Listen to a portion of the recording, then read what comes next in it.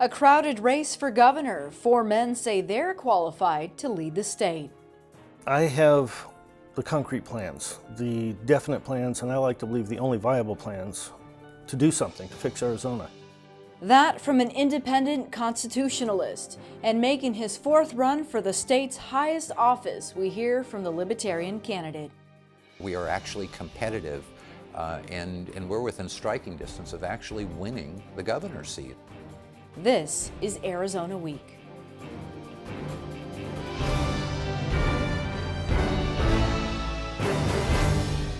There are 4 men vying to be Arizona's next governor. We've heard from the Republican and the Democrat, and now from a candidate who identifies as an independent constitutionalist and the Libertarian.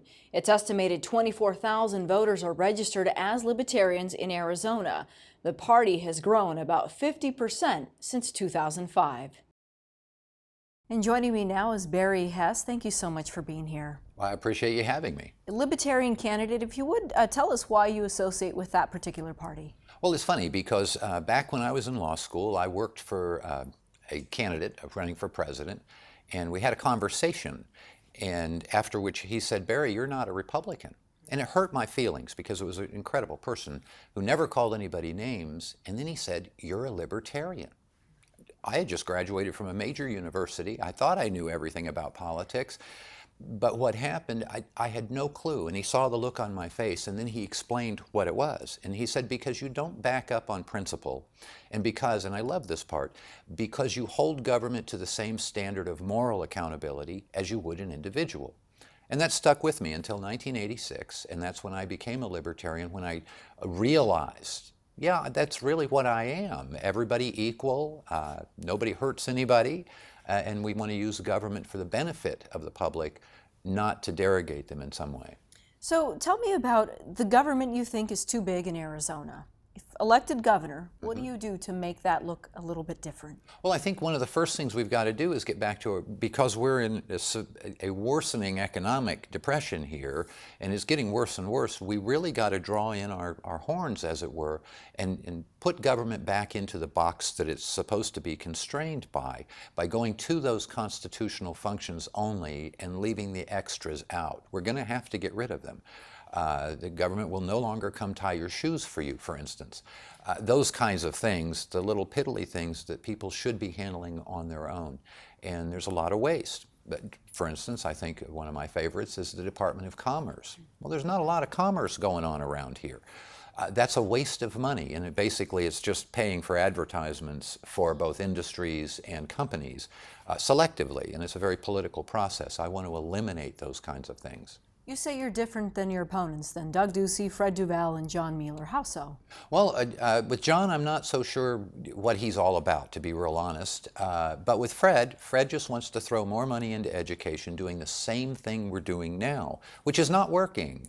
And it becomes a very destructive situation where, like I've described it as, he's just putting us on a higher diving board, but the swimming pool is still empty. And that's where we are. So that we've got to be mindful of the dollars, and he seems to think throwing money at it is going to make it better, just like Janet Napolitano used to do, and that, of course, took us from 46th to 49th in the nation. It's not the money, and I know that for fact because you can consider Washington, D.C., for instance, where they spend twice what we spend and more than anybody else, and they're the only ones who are trying to elbow us out of last place in the nation. It's not the money, it's the mismanagement of it. And for instance, when Fred was on the Board of Regents, he got a lot more money for the universities, but tuitions doubled at the same time. That did not translate to the student, obviously. It got stuck in the administration and the pensions and all the other fiscal plant of the schools. And that's why I always say that my focus will always be on the progress of the individual students and not on preserving the process of education. That's where we differ. Doug, I think that we differ on tremendously. He'd love to be a libertarian, and at first he was saying he would eliminate the income tax and, of course, the property tax because they're theft. You just can't allow government to keep stealing from people. It's a moral proposition. Well, he's abandoned that now. Now he wants to keep everything in place, just cut the taxes as close to zero as possible, and I think that's just political disingenuousness. And in the overall, I think that he's got a horrible plan, because he is from a business background and they tout that. The only problem is government runs the opposite of a business. So I think that becomes a dangerous proposition. It's not a money-making scheme, it's a money-spending opportunity. That's what government is. And I think that his plan of just cutting everything willy-nilly and leaving it just like it is really dangerous, because it means nothing is going to progress. We're only going to go backwards. That is where we really, really differ. That and that I don't play the political games. You know, I'm not interested in appeasing anyone. I want to appease everyone. If you're elected governor, what does the state of Arizona look like under a Hess administration? Well, it'll be a great place. It'll be a place you'll be happy to be from and you'll be proud of, because we won't have the continuing embarrassments. We won't have an income tax or a property tax, but we will have a 9.9% retail transaction tax, which even Doug's people have run the numbers, and it works. Not even a question. In fact, maybe too much money will come in. But by freeing up that money and putting it back into the consumer's hands, they'll be able to stimulate the economy and more transactions, more purchases, forcing businesses to expand and offering new businesses the opportunity to come to Arizona. Will become a magnet rather than having politicians pick and choose which companies they want. We just saw Apple, which was touted in the primary for Smith, I think his name was, the former mayor, that he bought them into Mesa. The problem is now one of their subs is going bankrupt, just like Solyndra. You know, you can't have politicians picking and choosing these companies they want to bring in. But ultimately, we'll have jobs. We'll have something to look forward to with my monorail proposal, which a lot of people thought was old, too futuristic and stuff. It's going to be privately funded, where individuals will be able to have the opportunity to own part of the superstructure and the infrastructure of Arizona with a world-class tourist attraction, but also one where you could work here or live here in Tucson and work in Flagstaff, a high-speed 6-rail monorail that has a roof over it that is all solar photovoltaics, and that's how it's powered. I think that's a brilliant idea because it works. It'll be the world's largest solar array. But imagine seeing the majesty of Arizona from 60 feet up at high speed. It'd be absolutely stunning. But along with that, it'll allow another revenue stream, because the state would get 30% of the profits that came in from it. That is part of the plan, along with 30% of the profits of the electric cars that you'll be able to rent at each station, so that you can go up I-17, and that's where I've planned to put it, is between the medians of I-10, all the way from top to bottom, and then merging with I-17, going all the way up north. That'll be a nice start, and I hope to see spurs coming off of it, going to other areas, like out to the reservations, to help them get their economies up, because we've got to be able to take people there. The problem we have, I know candidates have said we need more roads. I don't think we need more roads. I think we need more transportation, and there's a big difference. Okay. This is your 4th run at governor. What is different this time, and why keep pushing it? You've not been successful in the past, but you're not giving up. Not giving up at all, because we know why we haven't been successful. My vote cost, for instance, is about 5.6 cents a vote. The nearest to me was Matt Salmon, a Republican, at $4.80 he had to spend to get one vote. Janet Napolitano, for instance, had to spend $5.60 to get a vote. So our message sells when we can get it out there. And when we have different venues that ice us out, they don't want us in their venues, they don't let us get into the debates, they don't invite us. They think they're doing something good for Arizona, I'm sure, but they're wrong. They're hurting the people. And every time, incidentally, my numbers keep going up and up and up, and this time they're blowing through the charts to the scary level where we are actually competitive, and we're within striking distance of actually winning the governor's seat. There's something very different about this year. Barry Hess and one of his competitors, John Mueller, visited Tucson this week for what was called a conversation with a candidate. This is Mueller's first run for office, and he says he's different than his opponents. And joining me to discuss the upcoming election, John Mueller, you identify as an independent constitutionalist, is that correct? Yes. So correct. Tell me about what exactly that means. It's different from the other parties. Well, an independent means that rather than representing a party out of Washington, D.C., I represent the people. And I know my constitutional limits, and that's where I expect to govern. And some people may associate you with the Americans elect because that was helpful in getting yourself on the ballot. Yes, that's an abandoned ballot, and I grabbed it and did what I could with it, and I have ballot access, so here I am. And you were telling me that you feel like this election is a long shot for you, but you're still fighting, you're still going toward the end. Tell the viewers why you feel very passionately about this. Well, I have the concrete plans, the definite plans, and I like to believe the only viable plans to do something, to fix Arizona. The other guys, they just kind of have the talking points, the usual Democrat-Republican arguments. And Arizona needs what I have. I've offered it to the other candidates publicly, and they refused. And these are jobs and businesses moving to Arizona, and the jobs plan that I have, my omnibus plan. And so far, these guys don't want to help. So I'm one that's left with the bag. I need to get something done, and if it's not this year, there's another 4 years, and hopefully something will happen by then. Tell me about this omnibus plan. I noticed that a lot of candidates say, go to my website, but if you could kind of describe the basics for people, for those who are watching at home and trying to make a decision this election. Okay, just to summarize, the best way to put it, omnibus. You have an idea for a business. I have an idea, everybody has an idea for something. I have the way to fund that business and to put a safety net around the business, under the business, as it's growing. And I like to say, go read my free book, but I won't because people think I want to sell books. I'm not selling books, they're free. It just gives people a safety net, a business a safety net, and it allows that business to grow and ultimately become a public traded company. At the same time, this creates a Arizona Omnibus incentive program, or a trade commodity program for the businesses. And it keeps businesses funded. It creates a new tier of an economy, which is the really wealthy people. And of course, they'll need businesses to fill their gaps to, take care of them as well. I've heard you talk about education and the economy. Most candidates are saying those two things really go hand in hand. You talk about spending more money on education or changing the face of education in Arizona. What is your vision for that if elected? Well, I would like to see the teachers get a pay raise. I mean, they're making $32,000 a year. If that, I believe $100,000 is not out of the question, and I can prove that will work money-wise. My budget comes out working really well with those raises, and the teachers should like this. Of course, I'd like to see the administrators cut a little bit, just because 4 letters a year is not worth the $180,000 that they're making.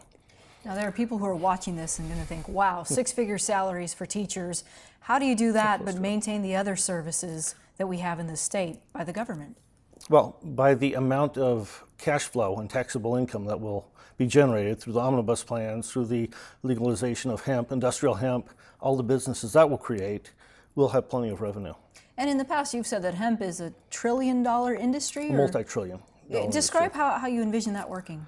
Well, hemp can build everything that oil can build, or that comes from oil, all the plastics, the rubber products, automobile bodies. In fact, I have an automobile company that will be incorporating the industrial hemp for panels.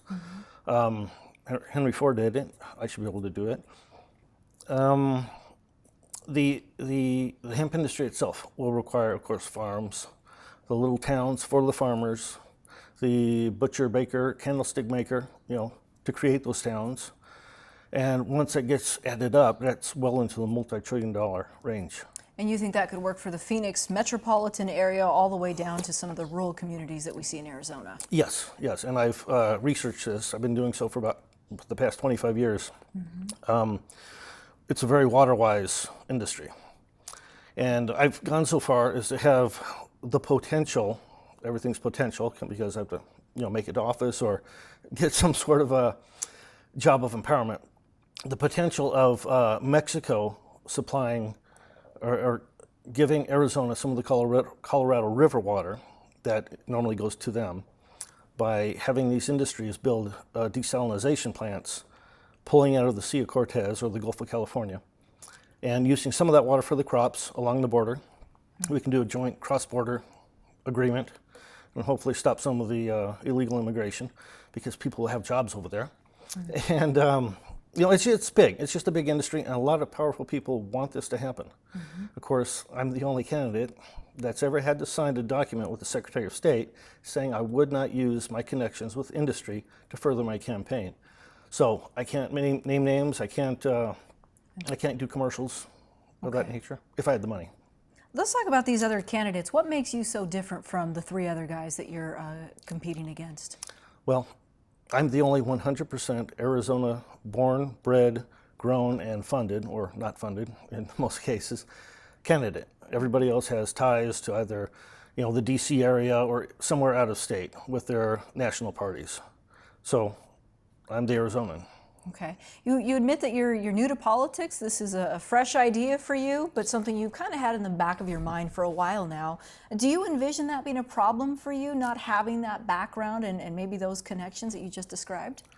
I would hope not. I would hope that Arizonans will see that I have clean hands. I've never violated an oath of office, making myself null and void as far as creating laws or doing anything legal.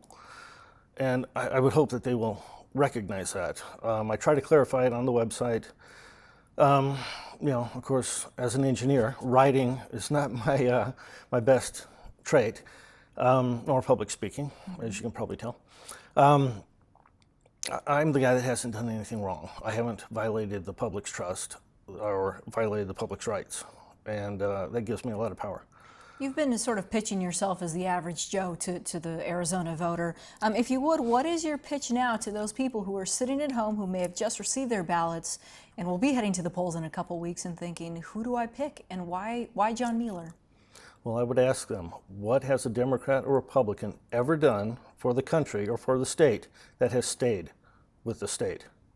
And if they answer anything that's amazing, there's nothing to answer. They haven't done a single thing for the state. We've been around for 102 years, and it's been failure after failure.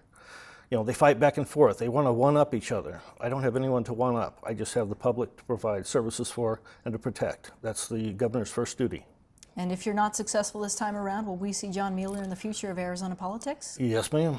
You will. 4 years from now, I'll be running, and I will have that backing, and I will ignore the articles that I have to create and sign for the Secretary of State, because we're going to do it right. And I will have the backing behind me in faces and numbers and names, and it can't be denied. Okay, John Mueller, an independent constitutionalist, thank you for being here. Thank you. The Buzz now with my colleague Christopher Conover. And Christopher, really coming down to the wire now, just a few weeks left to go. Early ballots just went out this week. Early ballots did go out, which means we're now voting. They were in the mail yesterday, Thursday, so people will begin getting them over the weekend, which means votes are being cast at this point. The election is here. We, of course, still have a few weeks until Election Day when people can go to the polls, but the election is here. And now onto the governor's race. We just heard from two of the four candidates running. The numbers are actually starting to come in. Some new polls show Barry Hess actually not doing so badly. It's interesting. Most of the polls we've seen have the major party candidates, if you will, Republican Doug Ducey and Fred Duvall, very close to each other.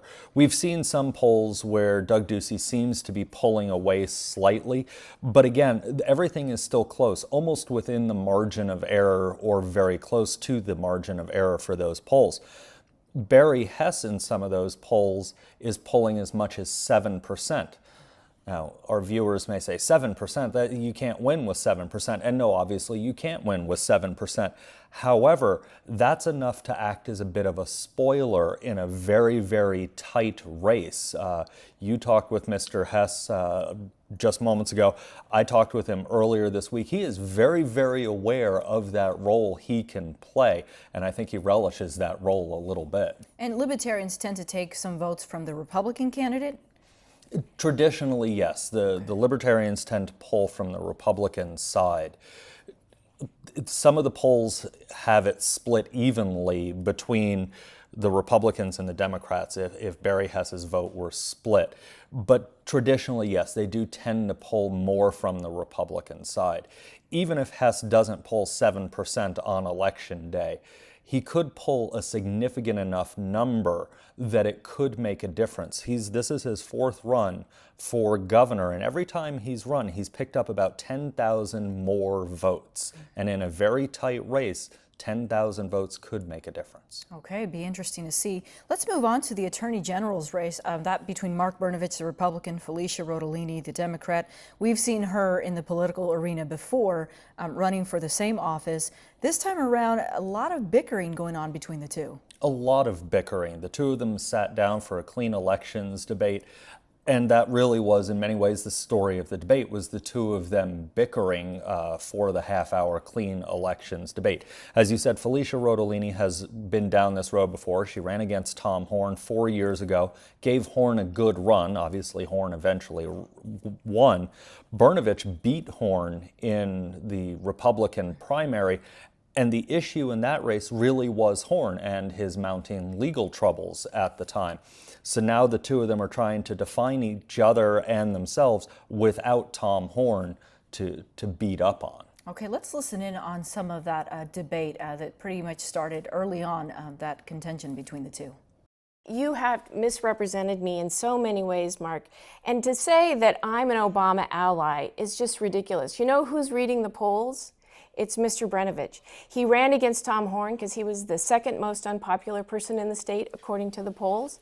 And now he's trying to run against Obama. Now, she came out swinging pretty quickly, and then, of course, he did as well to defend himself, questioning her experience and whether or not she's ready for a stage like this. What was interesting is they both tout their legal experience. Rodolini has worked in the Attorney General's office in the past and did a lot of civil prosecutions. Brnovich talks about his prosecutions going after gang members and things like that. And Rodolini says, that's great if you're running for county attorney. The Attorney General's office really deals more with the civil side, not so much the criminal side. So they each pointed fingers back and forth at each other, saying, yes, that's nice, you're an attorney, but you have no idea what the office does. Okay, let's listen in on Mr. Brnovich's response. When we're going toe-to-toe with the cartels that are smuggling drugs and people into this country, do you want someone that needs on-the-job training, or do you want someone that stood there in the courtroom and faced them down and won those convictions? It's no secret, illegal immigration, a very hot topic in this country, or in this state, excuse me. So how far does his argument take some of those people who may be on the fence deciding who to vote for? It's an interesting race. Again, people know the name Rodolini because she ran 4 years ago. Brnovich is a newcomer to all of this and really was able to get through that Republican primary. A lot of pundits and observers said it wasn't so much a vote for Mark Brnovich as it was a vote against Tom Horn. This is going to be an interesting race. Two relative unknowns. Again, people do know Felicia Rodolini. She ran 4 years ago, but she's not a household name, certainly like a Tom Horn or somebody like that. So they really have to work to define themselves. But we're not seeing a lot of things like TV ads and things like that we see in the governor's race and a lot of these congressional races. There's not much space left for anybody besides the governor and the people running for Congress. They've bought up a lot of time. So these debates are the way that they can get their message out to a large group. Okay, and I think the headline from this debate was some of the arguing between the two. And here's another clip from that debate in Phoenix.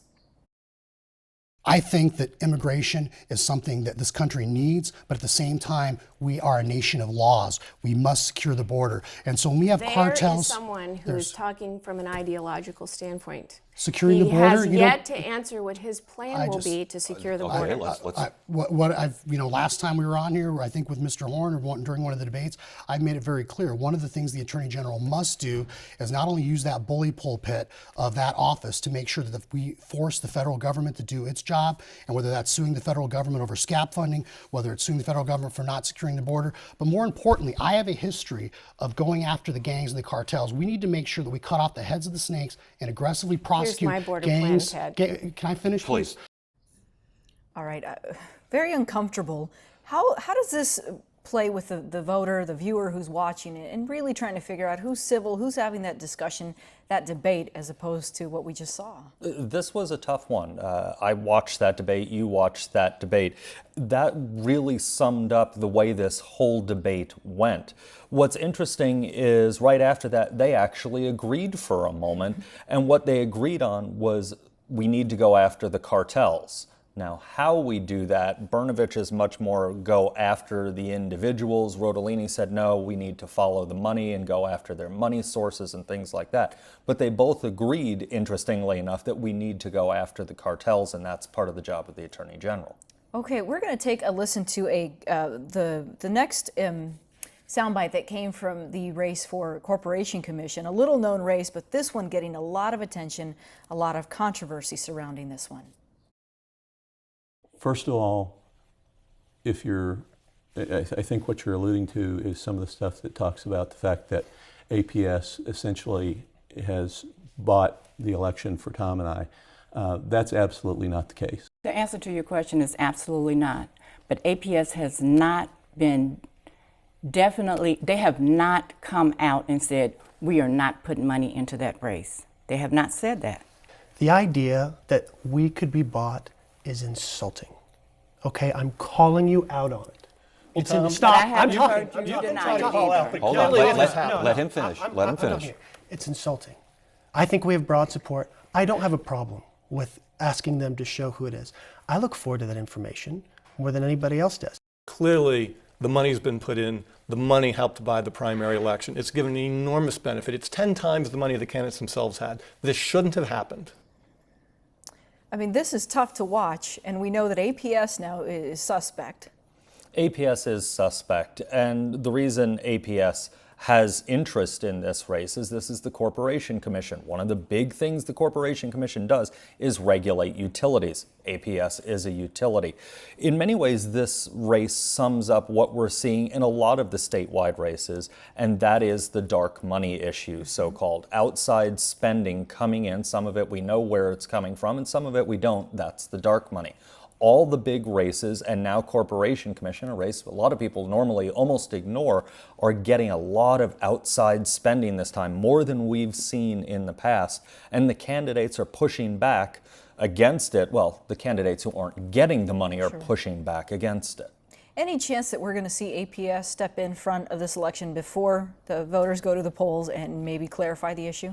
My guess is APS or any other dark money group, and APS is a corporation, they're not so much a dark money group, but I don't think they're going to step up at this point. If they were interested in letting it be known that they were giving the money, they wouldn't have given it through dark channels, so to speak, and they just would have written the checks. A little too close to the election. Okay, a few more weeks to go. Christopher, thanks for your analysis. We'll check in with you again as we get closer to November 4th. And that's our program. Be sure to join us next week as we continue the countdown to the election, plus my one-on-one interview with former Massachusetts Congressman Barney Frank. For all of us at Arizona Week, I'm Lorraine Rivera.